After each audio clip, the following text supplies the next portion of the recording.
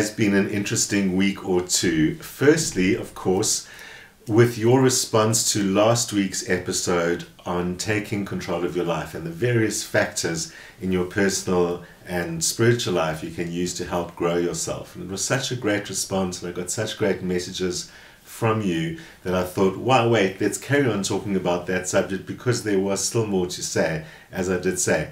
But before we follow up on that, there is one more follow-up that I want to do, because of course the last couple of weeks was also the shocking and exciting revelations in South Africa in the shape of the book The President's Keepers.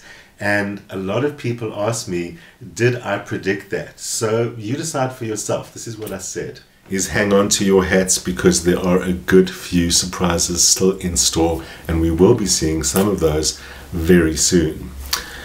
Or relying on the press to reveal them to us, because there is so much going on behind the scenes.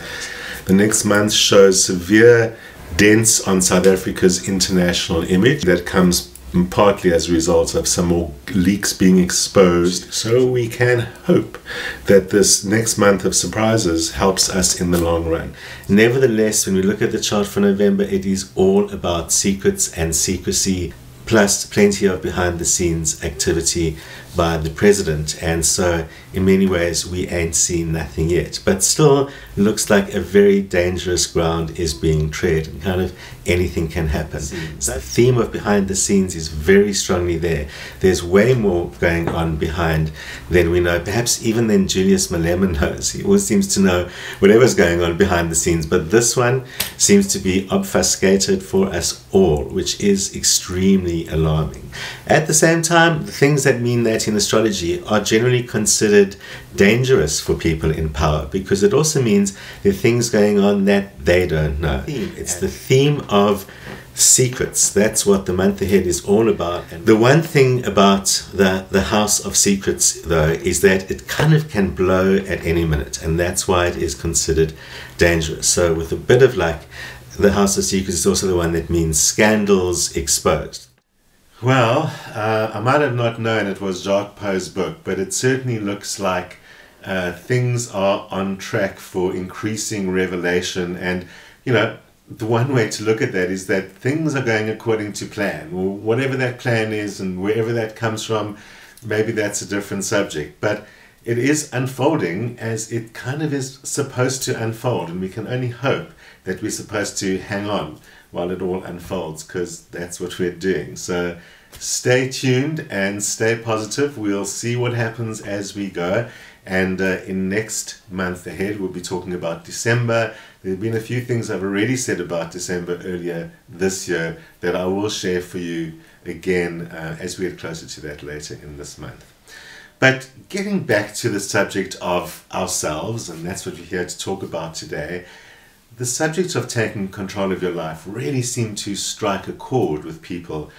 Of course, because of our sense of not only not being in control over our own life, but also just not being in control over this world that we find ourselves in. Not necessarily the great big world out there we'd expect to be in control of, but just our own little world. So you might go about your ordinary everyday life as a citizen, doing your thing and trying your best and managing your life, and there are all these other factors, be they the president, your local government, the weather, that all affect you in ways that dramatically reduce your control over your life and your sense of that control over your life. And I think that's why these ideas about taking control of your life really help us, because they refer to specific things we can do in our immediate life that really gives us a sense of control and is not related to all that other stuff that affects us all the time.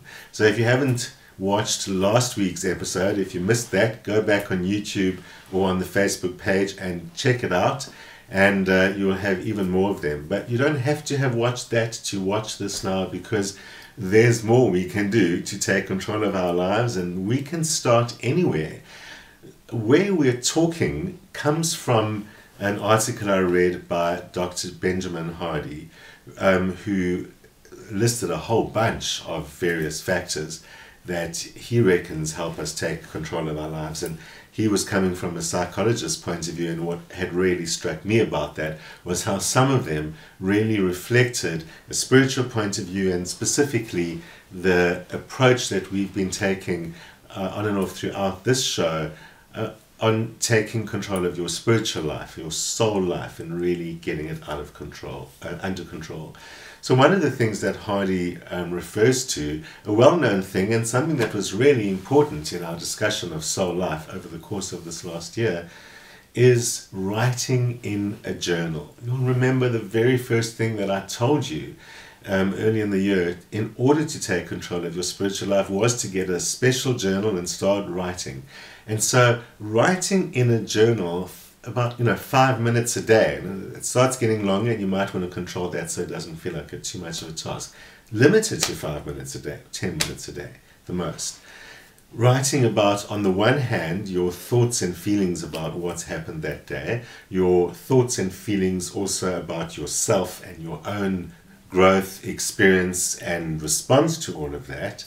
And as we've done over the course of the year, writing about our spiritual practices and the experience of those and how we've been changed by those. But the point really is to reflect and see yourself from the outside. If you start writing down your response to the world and writing down your thoughts and feelings about it, you develop what is called in some Native American cultures the second attention. It's that thing when we watch ourselves from the outside, and we often do it when we see ourselves doing foolish things. So we watch ourselves from the outside and we think, oh, you poor fool, ha ha ha. And actually that little bit of distance and that little bit of laughter helps us not get too caught up in the drama of our lives, and perhaps actually detach, major spiritual goal, and do something about it where that's possible as well. So a great way to get to that point is writing in the journal. It helps create this place from which you're observing your life and observing yourself. And that actually teaches you the art of the second attention. And with the second attention, you will gain greater control and compassion over yourself, what you're doing about your thoughts and responses. You know, in our spiritual life, in our spiritual growth, controlling the mind is one of the most challenging things that we do. And controlling things like addictions and habits and stock responses. We seem to have these built-in responses to stuff that are there even since childhood. Haven't you had that thing even of you go to your parents' house and you rewound right back to being 10 years old again? No matter how old you are, you could have children of your own. It's somehow these well-trod and learnt and programmed paths manage to resurface over and over again. And we can engage in all sorts of methods and therapies in order to maybe do something about that. But perhaps the first place to start, and the kind of easiest way to do something about it, is right in that journal, because of that stepping outside of yourself. You know, when you catch yourself in a mirror looking unprepared for going out, you're very likely to brush your hair or put the right clothes on or whatever. And the diary, the journal, gives you that opportunity. You start catching yourself in the act, you start realizing what you're doing or what it looks like to yourself that you're doing, and that helps you modify your responses and your reactions and so on, so that they can actually create more harmony in your life. One of the things that Hardy suggests that you can add into your daily routine that you're going to be wanting to write about is something terrifying. Do something every day that terrifies you. Now, that isn't something that I've particularly thought of or advocated per se, but I am in favor of doing things which frighten you or doing things which you cannot do. You might remember I acted in a movie earlier this year, and one of the reasons I did it was in order to challenge myself with something that I didn't really know how to do. And I wasn't trying to be an actor. I didn't think that, oh, this is an undiscovered talent. I actually knew this is something I can't do. So let me put myself in that situation of challenge, of learning, of all of those kind of things. The point really is to face our fears. When we do something that frightens us, the bonus would be if we discovered an unknown talent or ability or resource or something that we had. That would just be the bonus. The point really, though, is in facing what you fear, because generally speaking, when we face our fears, we frequently find that they are unfounded, because most fears are based on unknowns. Most things that we think we can't do, we haven't got any evidence to do that. So the only way we'd ever find out is by trying. And that simply demonstrates the point that fears are based on unknowns, and they generally are unfounded, because even if it turns out that you can't, it is the fear part that's unfounded. It's not relevant to me on my career path whether I actually have a hidden talent for acting or anything else, because that isn't where I see myself going. But it is relevant that in facing my fear, I learned that it was unfounded, that nothing bad happened to me. I might not have been a great actor, but nothing went wrong for me. Most things that we do in our lives and fear in our lives are ordinary. Most people that we fear in our lives are, of course, just people, just like ourselves. Someone might be the boss or the president or something like that, but really it's actually just a person. And invariably, when confronting our fears, we end up safe and fine and no worse off than we were before, in fact often better off. So the extent to which fear is unfounded means that you can look elsewhere in your life where you have fears that maybe are not as easy to confront. You just don't know, actually. That's the whole point. So, fears are generally about what might happen, and anxiety and worry about what used to happen or what did happen in the past. All of those are all a whole bunch of what ifs, and doing something you fear teaches you that what ifs usually are, well, probably nots, or you just never guessed it this ways, or whatever the case may be. So rather step into the present and keep an open mind about the future rather than fearing what hasn't happened. There are other ways that we can improve the flow in our lives that will also contribute to a greater sense of strength and even positivity. And one of the most important one of those is to actually literally create space for the energy of going forward to happen. It's a great one to do every now and then, and that is to remove non-essentials from your life. Remove the clutter from your life as much as you can, because it mounts up no matter how fast you do it. I mean, you can really go as far as go through your cupboard and look at all the clothes that you don't use. Remove them. Look at the tables and places where you've put things, the bookshelves or the CD shelves, and give away those things which you do not use. Firstly, it's a challenge because for some reason we like to hang on to old stuff. But those books, those clothes, are you ever going to use them again? Are you ever going to touch them again? So you might be thinking, well, it doesn't really matter though. It's not like I haven't got the space. They're just sitting there doing nothing. They're not interfering with space. I don't need to put something else over there. That isn't even really the point. The point really is to create space itself, not to put something in the space. So that by creating more space for yourself, it literally feels lighter and it feels easier to flow. I mean, for me, it's one of the big struggles of my life because I'm very happy to throw stuff away. I don't have a problem hanging on to things. But it mounts up as fast as I can do that. So it's especially a challenge if you've got a family, if you've got kids, if you've got a spouse that doesn't have that approach. So that keeps you on your toes. But there's also a sense of freedom that you get when you do that, of unburdening yourself of unnecessary baggage. In the Chinese space philosophy of Feng Shui, there is also a strong emphasis on clearing your space of unnecessaries, of throwing away things that you don't use, of looking for dead energy, stuff that sits in the cupboard, especially stuff that has sentimental value. And what struck me about Hardy's idea of throwing things away is that, we hold on to stuff that's got sentimental value, and it's a little bit like it sits there, still having its emotional effect. So maybe it's letters from a lover from long ago, something that's a little bit nostalgic. It's nice, but a little bit sad because it's in the past, and it sits there in the cupboard. And it's literally dead old energy sitting there in the cupboard. And you might not think that dead old energy affects you. Who knows exactly what that is? But at the very, very least, there's a couple of brain cells in your head devoted to storing the memory of that is stored in the cupboard. And then the other memories that are triggered by that. And so we literally are being affected by those old energies, even if you just think of them as memories. So getting rid of them liberates you from all that old stuff. It can be life-changing. For me, cleaning a surface of a table is the most life-changing thing. And try it and you'll see exactly what I mean.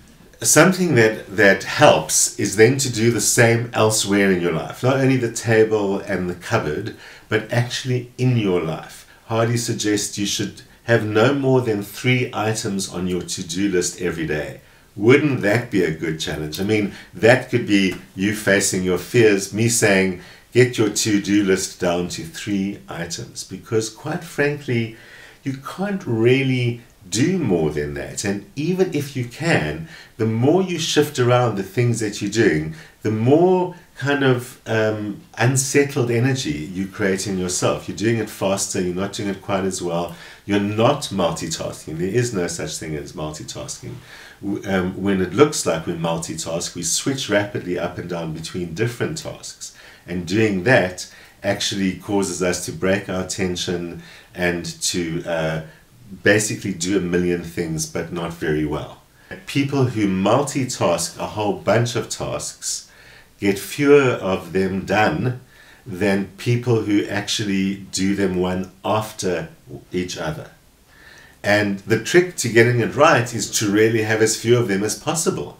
If you consistently only have 3 and you do them properly every day, you're not going to feel like in too much of a rush. You'll always feel like you're doing things properly. So there'll never be that unfinished kind of stress of, I've got to get that right.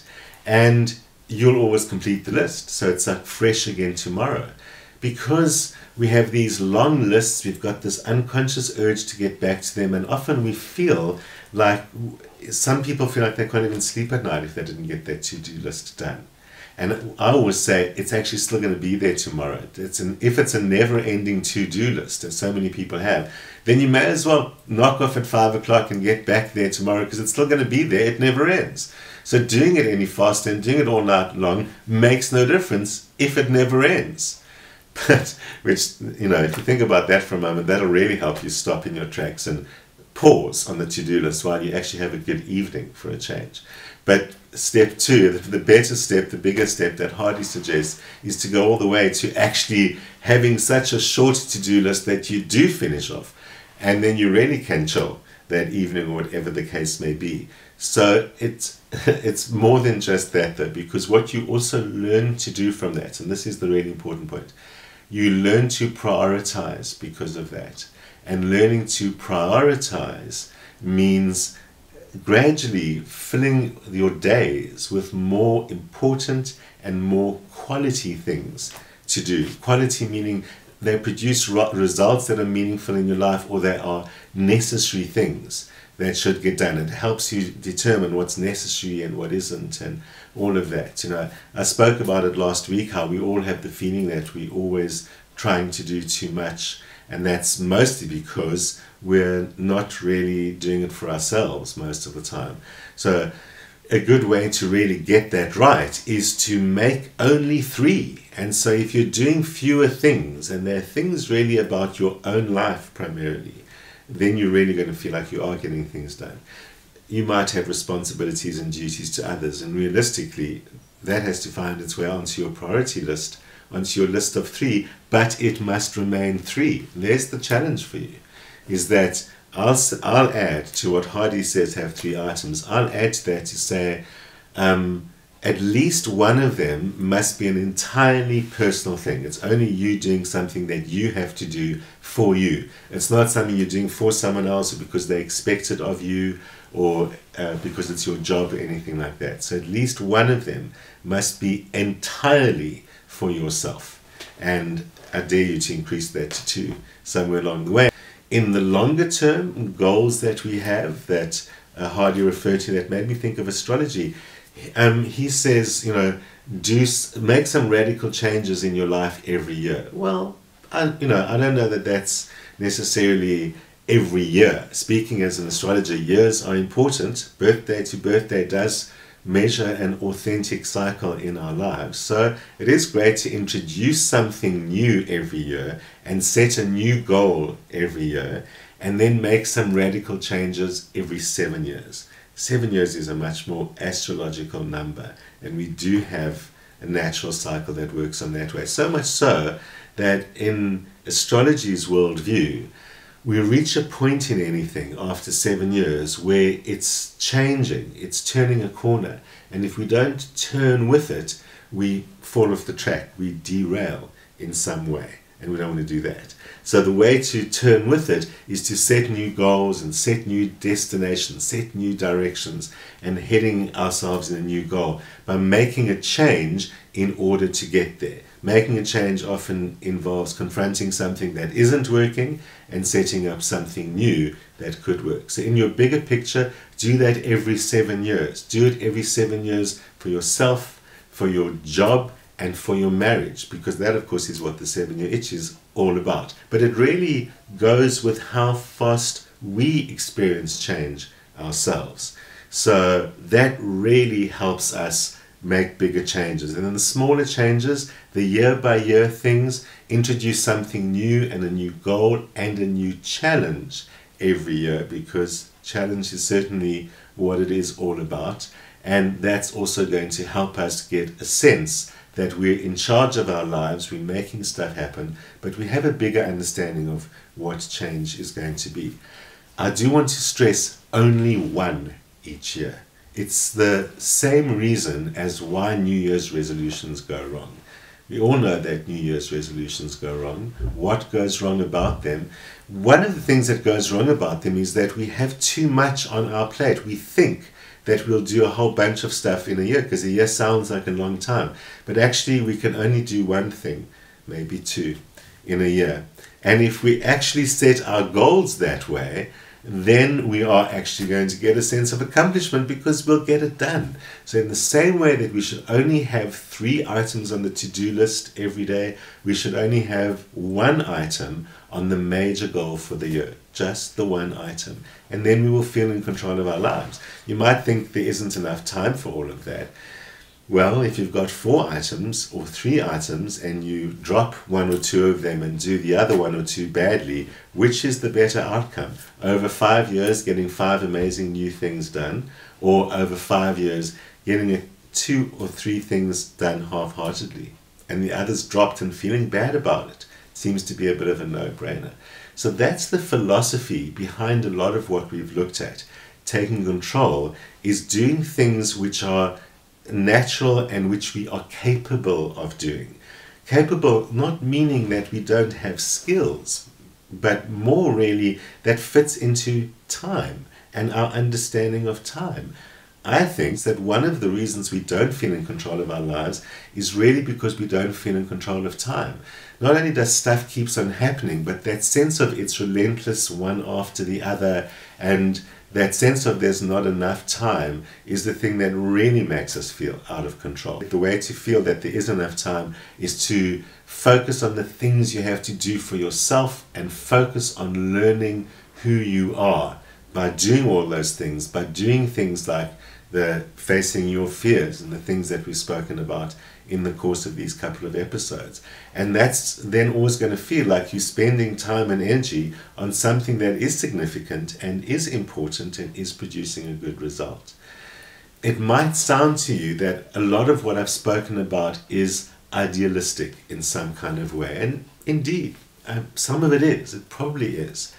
But we must also move towards those kind of ideals. More importantly is that a lot of it is practical. The purpose of these 2 episodes was to really show that there are simple, practical, everyday types of things that we can do in order to get a greater sense of control over our lives.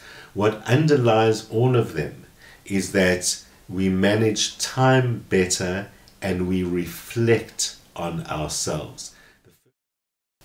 So be sure to join me next week for an amazing interview with the well-known journalist and author Marianne Tum. That is going to be so exciting, you don't want to miss that. And of course, watch the Facebook page for news always about what's coming up and who's coming up. And I'll see you here next Friday, of course, as usual.